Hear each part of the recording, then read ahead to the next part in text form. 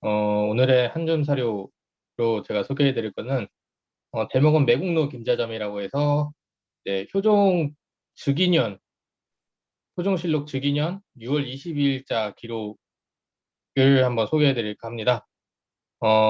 이 기록을 그대로 번역해서 읽어보면은 이때 김자점이 죄를 입은 후에 몰래 노중, 여기서 노중은 청나라고 청나라와 내통해 저들을 끌어들여서 나라를 위협할 계획을 한다는 말들이 서울에 많이 퍼졌다.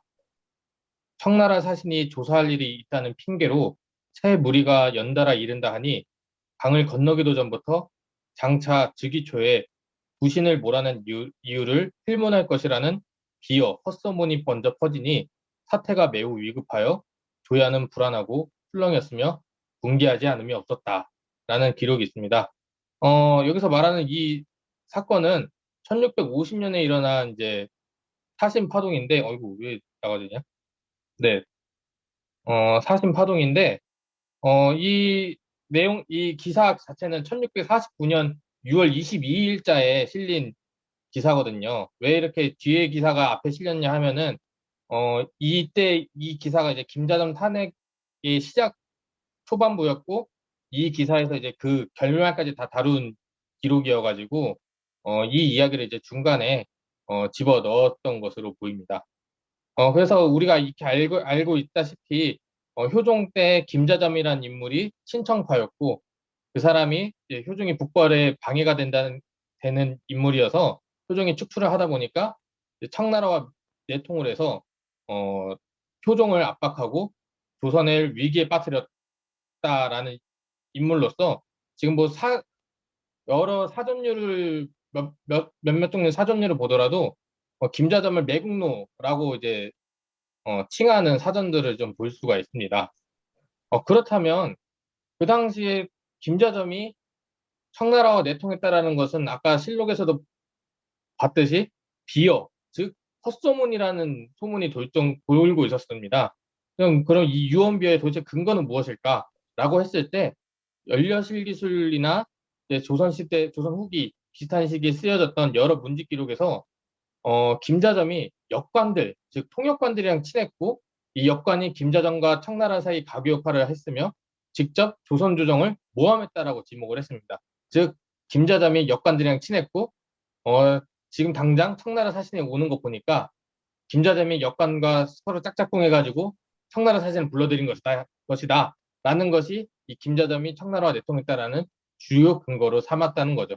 제가 지금 여기 뭐 그림에서도 소개했다시피 그 당시 김자점의 입장이었다면 내가 역관들 몇 놈하고 친한 건 사실인데 그건 역관이랑 친하면 누구든 매국노가 될 수 있다는 그런 논리 아니냐고 항변할 만한 상황이었다라고 할 수가 있어요. 근데 실제로 김자점이 역관이랑 친했냐라고 했을 때 어느 정도 친밀했던 건 맞는 것 같습니다. 그래서 1652년에 김자점이 역모를 저질렀다라고 해가지고 조사를 벌였어요. 근데 그 당시에 그 역관들과 가족이 그 역모 사건의 연루자로 거론되어서 처벌되었는데 뭐 역관 현성호 집안은 김자점과 인척 관계로 얽혀져 있었고 김자점 손자와 그 현성호의 아들이 서로 동숙하면서 공부를 하던 사이라고 하더라고요. 그리고 역관 이영장 같은 경우에는 김자점의 측근이자 이 역모 사건의 주모자로 처벌이 됐는데 특히 이영장은 우리가 잘 알다시피 이제 정명수라는 인물이 있어요. 이 정명수와 결탁해서 김자점을 위해 조정을 모함했다라는 혐의를 받았고 이 김자점의 아들과 이영장 모두가 아까 앞서 봤었던 1650년 사문사 파동을 자신들이 꾸민 짓이다. 즉 우리가 청나라 조정에 모함을 해서 사신들이 들어온 것이다. 라고 자백을 했고 그 목적은 살림을 제거한 데 있다라고 밝혔습니다. 그런데 여기서 한 가지 궁금점은 여기서 이제 이영장이라는 인물이 직접 자기가 꾸민 일이다라고 증언을 했음에도 불구하고 소종이 죽고 나서 쓰여진 실록에서는 김자점이 청과 내통했다는 소문 자체를 비어, 즉 헛소문이라고 한 까닭은 무엇일까라는 이제 궁금증이 이제 사료를 보면서 생겼다라고 할 수 있습니다. 네, 소개는 이 정도로만 하도록 하겠습니다. 그래서 네, 재평님은 왜 감사합니다. 그렇게 생각하는? 아, 저요? 네, 왜 비어라고 표현했을지 생각하시는 뭐 바가 대충 있는 거 아니에요? 여러 근거가 여러 뭐 이유가 있겠지만 가장 중요한 거는 물증이 없다는 점이 가장 크지 않을까라고 할 수가 있어요. 왜냐면은 물론 이 영장이 고문받으면서 내가 이런 짓거리를 했다라고 진술은 했지만 그 진술을 뒷받침하는 근거 자체도 아예 없었고, 중요한 거는 고문을 받으면은 이 사람 저 사람 다 둘러대게 돼 있습니다. 자기가 이제 죽음의 앞에 두면은 뭐 이 사건 저 사건 그냥 뭐 없는 말도 다 꾸며내가지고 그냥 세상 한번 뒤집어봐라 뒤집어져라 이런 마음으로 진술을 하는 경향이 왕왕 있다라고 합니다. 그런 점에서 이 영장의 진술 자체도 그렇게 근거는 없었고, 그 실제로 이것과 관련해 가지고 더 깊이 조선에서는 들어가지 않아요. 왜냐면은 청나라와 내통했다라는 걸로 처벌하기에는 청나라 눈치를 보는 조선이 적극적으로 이제 이 사건을 조사를 하진 못했을 거고, 그러다 보니까 근거가 없는 이야기다라고 표정실록에서 이렇게 기록을 해주지 않았을까라는 생각도 들긴 들었습니다. 그래서 한 가지 재밌는 점은 이제 김자점이 청나라 사신들을 끌어들였다라고 하는데, 실제로 청나라 사신들이 와가지고 김자점 이야기는 별로 안 꺼내요. 다른 얘기들만 엄청 꺼내죠. 그래서 이거 가지고 한 몇 년 전에 논문 쓰신 분은 이거 봐라, 이건 김자점 친정판 아닐 것이다 라는 이야기를 또 하기도 했어요. 네. 저도 이제 요 시기를 조금 공부를 해봤었는데, 특히 이제 저걸 갖고 이제 논문을 썼다가 논문 탈락한 경험이 있는데, 저 때 사신이 와가지고, 저게 효정 즉위년이에요. 보시면 알겠지만 1649년 효정 즉위년에 있었던 일인데, 즉위년에 이제 청나라 사신이 온 이유는 뻔하죠. 책봉해주고 그다음에 인조 조문한다, 뭐 이런 걸로 온 거예요. 대충 이제 이런 걸로 왔는데, 근데 그 전부터 인조 말년부터 청나라에서 조선에서 좀 수상한 움직임이 감지된다라는 걸 좀 알고 있던 상태였어요. 그래서 인조가 죽을 때쯤 되고 이제 효종이 즉위가 거의 확실해질 때쯤, 효종이 조금 이렇게 청나라에 대해서 이렇게 거부 의식을 갖고 있고, 그런 걸 중심으로 이제 사람들이랑 조의 여론들이 좀 이렇게 올라가고 있다라는 거를 청나라에서 정보를 입수한 상태거든요. 그래서 청나라에서 약간 제가 볼 때는 거기에 대해서 좀 감을 잡고 있었던 것 같아요. 효종이 즉위하면은 이제 반청 의식이 좀 이렇게 올라올 것이다 하고, 실제로 그 당시 기록들을 보면은 그 전후로 해가지고 인조 말년 전후로 해가지고 그런 불온한 움직임들이 실제로 좀 감지가 돼요. 예를 들어서 평안도 지역에서 군사훈련이 진행이 된다든가, 아니면은 사신이 오는데 뭐 예전에 발 벗고 나와서 이렇게 공손하게 했는데 그 다음 인조 말년에는 그런 모습들이 안 보인다든가, 뭐 그런 것들이 조금씩 올라와서 이때 김자점 요 사건이 터졌을 때 실제로 청나라 사신이 와가지고 엄청나게 이것저것 압방을 많이 넣고 가요. 그래서 이때 뭐가 있었냐면은 그 누구랑 결혼시키지 않나요? 이때 등장한 사람이 이제 의순공주. 의순공주. 예. 그치. 그게 이때거든요. 그래서 의순공주랑 강제로 이제 결혼시키는 일도 있었고, 그리고 이때 막 청나라 사신이 와서 막 조정 대신들 막 불러 앉혀놓고 신문하고 이래요. 신문하고. 근데 이때 누구 잡아갈걸요 아마? 되게 유명한 사람인데 신 누구였던 것 같은데, 신경신. 그때 아니 이경석이 백마산성에 그치. 대표되고, 맞아. 네. 이경석이라고 그리고 엄청 높은 사람이거든요. 유명하고, 그 사람 지금으로 따지면 거의 국무총리 같은 사람인데, 그 영의정. 사람 그러니까 영의정을 잡아가서 백마산성에 유폐시키기도 하고. 그래서 이때 즉위하자마자 효종이 청나라한테 굉장히 세게 두들겨 맞죠. 되게 두들겨 맞죠.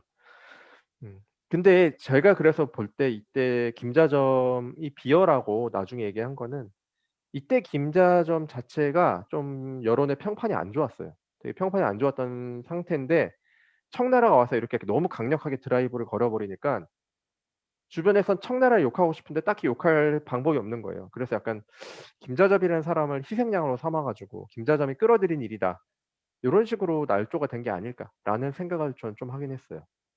이거 잘 보셨는데, 거의 이제 좀 프레임이 많이 잡혀가지고 김자점 하면 역적 나쁜 놈, 나라 팔아먹은 놈, 청나라 친하고 이런 놈이다라는 이제 프레임이 좀 많이 박혀 있는데,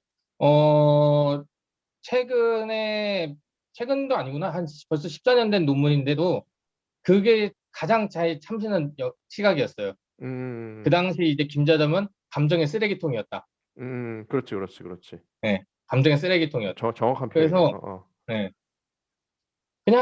그래서 그냥 역관들이랑 좀 친하니까 진짜 집안에 친척이랑 역관도 친척이고 하니까 이 친척이니까 역관이랑 친하다. 응?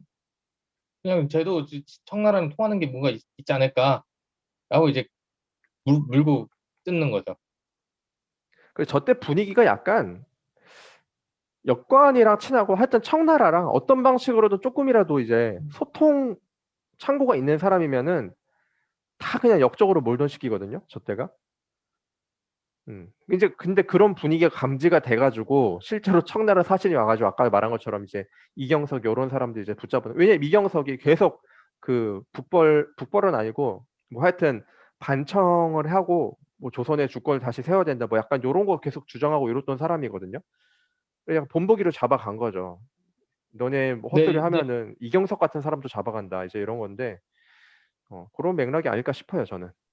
근데 이제 더 비열하는 거에 조금 더 무게를 주는 게 최근에 이제 청나라 시기 이 시기쯤 해서 박사학위 논문이 하나 나왔는데 도르곤의 역할을 좀 많이 본 연구였어요. 그치 그치 네, 네. 그때 이 시기에 사신이 왔을 때 정말 나라가 뒤집어질 것처럼 해가지고 아까 말했다시피 이경석도 유폐시키고 뭐 이런 강경한 모습이 나오긴 했지만 이렇게 아까 뭐 조정이 벌벌 떨 정도로 긴장했던 것과 달리 일이 실록에서도 나왔듯이 일이 너무 쉽게 잘 풀려요.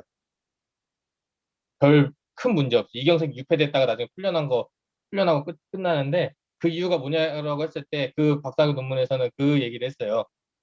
그 당시 이제 사신이 온 거는 뭐 이제 뭐 이것저것 핑계를 댔지만 가장 큰 목적은 도르곤이 조선 공주와 의승공주 그래 예, 결혼하려는 게 가장 큰 목적이었고 근데 그 결혼을 당장 한다고 그러면은 조선에서 분명히 이유 저유되면서 반대를 할 거니까 그 밑밥들을 여러 개 깔아놔야 되겠다라는 의도를 가지고 이 소동을 일으킨 것이다 라고 보는 관점이 있더라고요. 그 박사학위 그래서 논문 뭔진 모르겠는데 제, 사를 제가 잘 본 거예요. 알기로는 예.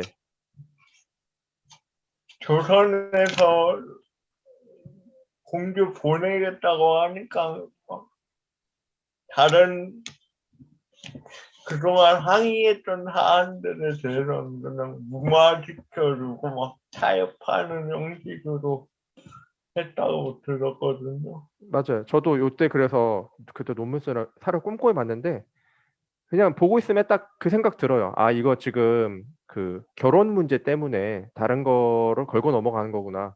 실제로 사료에서 그 조정 대신들이 그 말을 해요. 이 결혼 문제를 제대로 해결을 하면은 나머지 문제는 해결이 될 거다. 라는 얘기를 실제로 자기들끼리도 하거든요. 음. 그 박사학위 논문이 그런 사료를 정확히 잘 인용을 했다고 볼 수 있겠네요. 조선 숙자료는 뭐 그렇게 많이 활용은 아니지만 그 당시 뭐지 그 도르곤이 이제 자기 권력 강화하면서 뭐 결혼이 되게 중요했다라고 하더라고요. 저도 정확히 잘 개념을 몰라가지고 하트님께 좀 물어보고 싶었는데 그 여러 종족이랑 결혼한다는 걸 되게 중요시 여겼다는 게 어떤 의미로 받아들여야 되는지. 저도 그 부분은 잘은 모르겠는데 왜 조선 공주가 결혼을 했냐? 약간 몽골과 고려 쪽에 그런 선례가 있었던 거는 아닌가 생각이 들기도 하고 왜냐면 공려 바치잖아요. 고려에서도 몽골에 그런 걸 좀 착안을 한 건 아닐까 보기도 하고 그게 또 권위를 높여주는 거니까 그리고 단지 도르고는 엄밀히 말해서 황제가 아니잖아요. 첩경왕이죠. 첩경왕일 신분인데 그러니까 조선 공주와 결혼함으로써 이제 뭔가 황제와 비슷한 그런 권위를 가지려고 한 게 아닌가 싶기도 하고 조선이 나의 권위를 인정을 해줬다. 그런 걸 내세우려고 한 것 같기도 해. 어떻게 보면 김자점 정말 타이밍이 아주 안 좋을 때 청나라 사신이 옴으로써 역관들과 친하다는 이유만으로 온갖 욕을 먹다가 쫓겨났다라고도 볼 수는 있을 것 같네요. 근데 김계점이 하도 인조 때부터 좀 살림들, 특히 살림들한테 공격당할 짓을 많이 했긴 했어요, 김계점이. 내가 알기로는. 인조, 병자호란 때도 김계점이 조언수였죠. 그때 뭐, 군대 이동을 제대로 안 했다고 또 구원하러 오지 않았다 왕을 그걸로도 욕을 먹고 있는 상태였고 후연세자 죽음에도 김계점이 관계가 있다. 이게 김계점과 그 소용 조씨 인조의 후궁 걔네들이 짝짝꿍해서 후연세자를 죽인 게 아닌가 그런 또 논의도 있었고 계속 축적되는데 이제 휴종 때가 되니까 또 사소한 문제로도 일이 빵 터진 거죠. 그래서 재밌는 점은 다 물증이 없었어요. 결국 방금 말했던 그 독살이라든가 이런 것도 다 물증이 없고 소문에 의해서 한 사람이 나라를 팔아먹고 왕실을 위협할 수 있는 존재가 되고 그러다가 이제 인생의 나락을 겪는 존재로 추락하고 지금까지도 욕을 먹는 역적의 대명사가 돼버렸으니까 조선이란 나라가 조금 약간 조선 비하일 수도 있는데 그 예전에 정두희 선생님의 논문 보면서 대관들이 이제 누군가를 탄핵할 때 어떤 물증을 가지고 탄핵을 하는 게 아니라 이게 풍문 탄핵. 풍문 탄핵으로 탄핵을 많이 한다고 들었거든요. 근데 이게 더 먹혀요. 풍문 탄핵이 또. 네? 그러니까 김기아점도 어떻게 보면 풍문 탄핵의 희생자예요. 예, 진짜. 근데 이게 아까 그 보여줬던 기사가 청사신이 왔다 간 이후의 일이에요. 이게 좀 순서가 좀 뒤죽박죽하긴 해요. 보면은 이거 사건 자체는 청나라 사신이 오기 전의 상황을 묘사한 건데 기록 자체는 이제 그거보다 시기적으로 한 10개월 한 반년 정도 앞서가지고 앞선 사료에 기록이 된 거예요. 그러니까 모든 일이 다 종합적으로 끝나고 나서 이제 효종 죽고 나서 실록을 쓰다 보니까 거의 사관이 따로 였다가 그 부분에다가 이걸 집어 넣은 것 같더라고요. 맞아요. 그럼 여기에 있는 구신이 누구예요? 구신이 김자점이에요? 예, 여기서 말하는 구신이 이제 김자점. 잠깐만. 그러면 사신이 아니 이 구신 그치 맞아. 구신이 김자점 맞아요. 네. 사신이 오기 전에 김자점이 쫓겨난 거네. 그렇죠. 쫓겨나지 파직만 당한 상태였고 파직만 당한. 네. 그러니까 이제 파직당한 이후에 서울 안에서 이제 그런 소문이 난다. 김자점이 이제 앙심을 품어가지고 청나라랑 내통하고 있다라는 소문이 퍼졌고 마침 사신이 오니까 이게 맞는 거 아닌가라고 하면서 이제 조정이 불안해했다. 아니 근데 이제 그 얘기를 해줘야지. 이 뒤에 김자점이 복권이 돼요. 아, 복권이 청나라 되는구나. 사신의 요구로 김자점이 복권이 돼요. 그러니까 이제 사람들이 볼 때는 여기 나오잖아요. 시 도하 다원이었잖아요. 그 이 도에 살고 있는 사람들이 볼 때는 이거 완전 딱이다. 김자점 예전부터 여권이랑 친하고 말 많은 놈이었는데 인조 말기에 탄핵이 됐어. 근데 청나라 사신이 온 다음에 막 뭐라고 몰아붙여서 청나라 사신이 돌아갔는데 그 다음에 김자점이 복권이 되네. 이거는 아, 거의 복권 안 확실하다. 됐을걸요? 복권 될 걸? 아니야, 복권 안 됐어요. 바로 쫓겨나요. 바로 사신 간 다음에, 쫓겨난다고? 사신 간 다음에 원래는 중도부처 한다고 그래가지고 성 밖으로 어어. 나가야 되는데, 이제 효종이 성 밖으로 안 내보내고 있었어요. 그 전까지는. 음, 근데 음, 이제 사신이 한번 갔다 오고 나서 그런 소문이 쫙 퍼지고 나서 이제 누가 한 명 상소를 올린 거예요. 이제 김자점이 그 일이 다 꾸민 것 같다. 얘는 나쁜 어어어. 놈이다 하니까 그 상소 올라오니까 지금까지 서울에 계속 유배 보낸다고 해서 서울에 계속 묵게 했던 김자점을 이제 홍천으로 보내고 다시 어. 홍천에서 광양으로 이제 전라도 광양까지 이제 보내버려요. 아, 그래. 네. 나 왜 복권 될 거 그래가지고 알고 있었지, 그러면은? 음. 그러니까 처벌이 조금 그러니까 빨리 이루어지진 않았던 거예요. 좀 속도가 조금 속도 조절이 어어어. 이루어지긴 했는데 결국에는 이제 뭐야? 어이, 뭐야? 뭐야, 야, 갑자기 왜 세상에 빙글빙글 돈다. 어. 네. 그래서 이 사건 자체가 우리가 지금 되게 뭐 역적 김자점으로 해가지고 좀 이야기가 많이 알려졌는데 좀 얽히고 설킨 게 진짜 많아요. 그리고 조정래 이제 이 사건 핑계로 해가지고 내가 평소에 마음에 안 들었던 놈들 조지자 이래가지고 제 김자점이랑 친해요 이러면서 이제 막 그 공격하는 사람들도 있고 또 국왕대로 정말 제가 김자점이랑 친한가 이래가지고 의심도 들고 그러니까 되게 양상이 되게 복잡하고 어떻게 보면 서남 당쟁의 시발점이 이 시기부터 조금씩 나오기 시작했다라고도 음. 볼 수 있는데 음. 그렇게 비중에 비해서는 그게 관심들은 많이 없더라고요.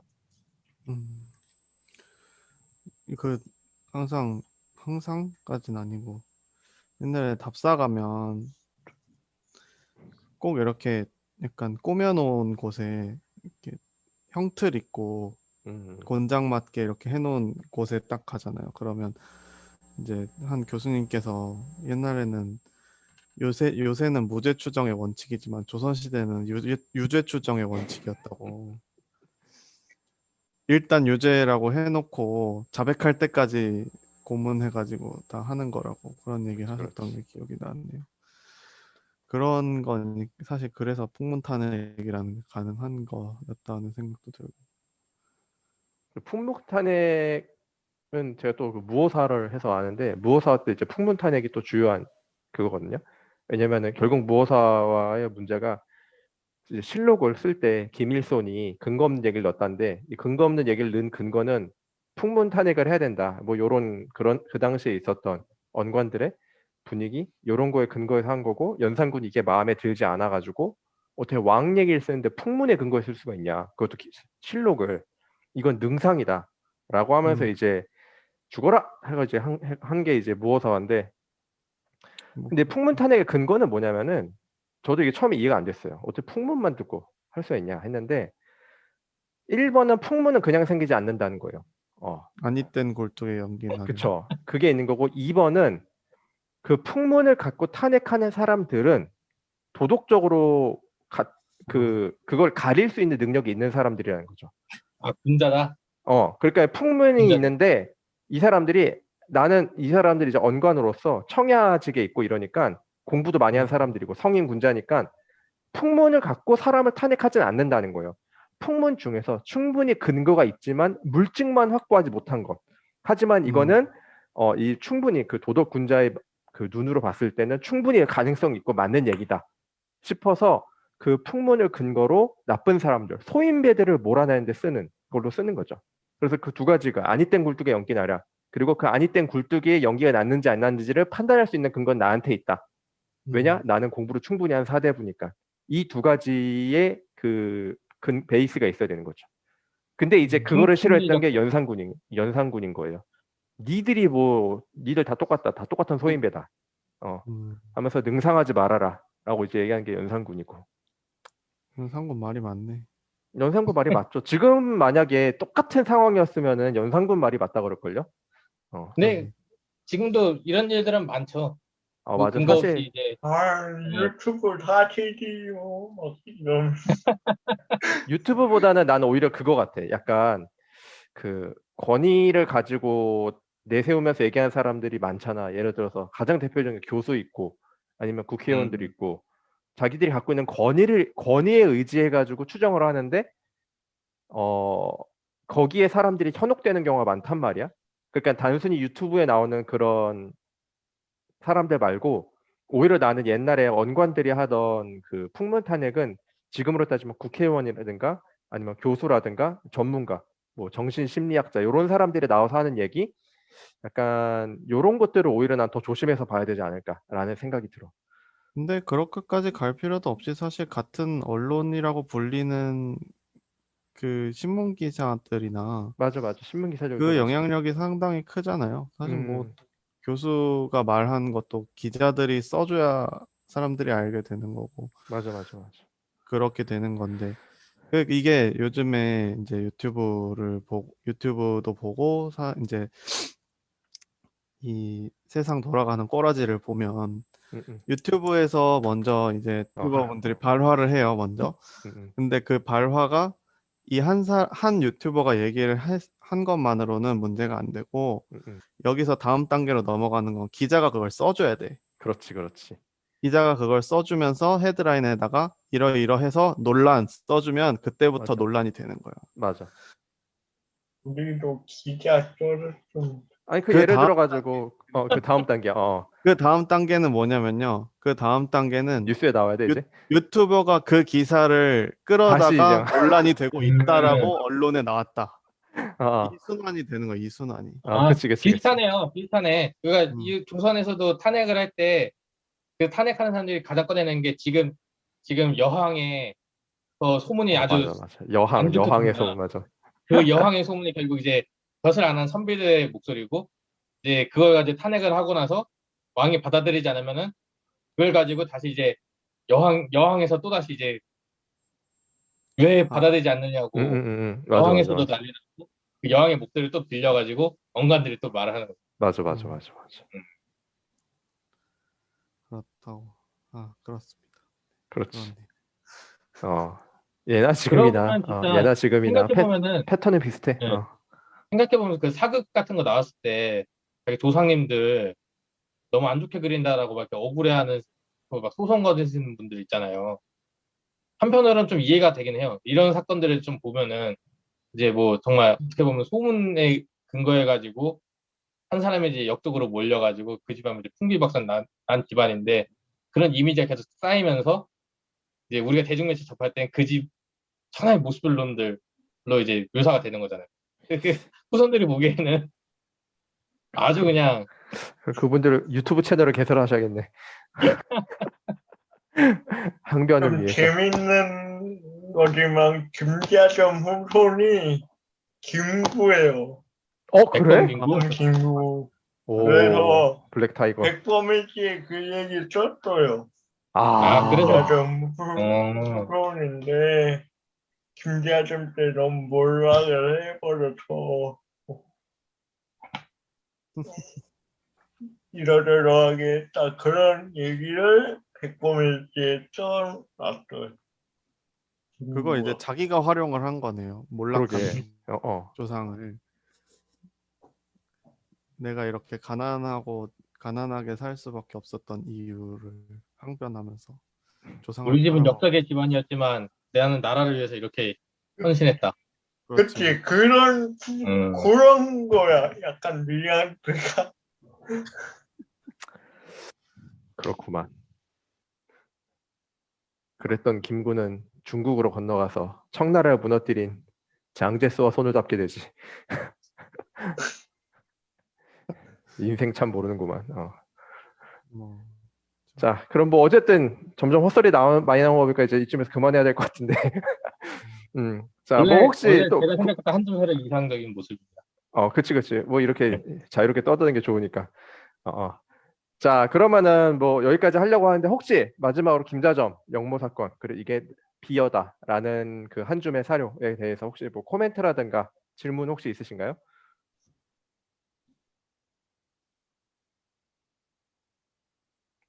네, 그 원래 없는 코멘트는 원래 코멘트는 친구 잘 사귀었다였는데 뭐 가져온 의조가 친구를 잘 사귀어야 네, 된다. 친구 잘 사귀어야 된다 이거였는데 그걸 더 넘어서 정말 좋은 얘기가 더 심도 있는 얘기가 나온 것 같아서 아주 흡족합니다. 네. 친구는 뭐 잘 사귀면 좋지만 그 친구 나중에 어떻게 될지 모르니까. 그렇죠. 또 어떻게 사귀면 또 어떻게 그러니까 사귀든 그렇지. 그러니까 그걸 구분할 네. 수 있으면 군자예요. 맞아. 그치. 뭐야, 그 김자점이랑 친했던 여관이 뭐 그렇게 될 줄 알았겠어? 김자점 때문에 끌려가가지고 자기가 뭐 고문당할 줄 알았겠어? 몰랐겠지 뭐. 뭐 하여튼 그렇네요. 네. 네. 네, 그러면 오늘은 여기까지 하도록 할까요? 네. 네, 맞습니다. 그래 김자점 영모 사건이란 재밌는 사건을 가져와서 감사합니다. 그러면은 저희는 또 다음에 재밌는 한줌 사료로 만나보도록 하죠. 모두 고생하셨습니다. 감사합니다.